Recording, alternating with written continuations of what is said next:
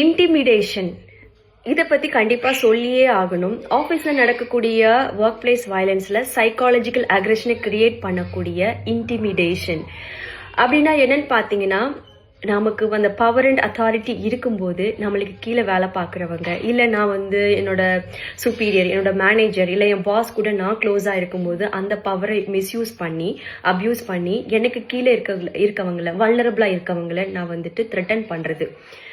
இது என்ன பண்ணும் அப்படின்னு பார்த்தீங்கன்னா, அவங்களுக்குள்ள இருக்கக்கூடிய அந்த கான்ஃபிடென்ஸை அண்டர்மைன் பண்ணி அவங்களால எந்த ஒரு ஒர்க்லையும் இன்வால்வ் பண்ண முடியாமல் அவங்களோட பெர்ஃபார்மன்ஸை குறைச்சிடும்.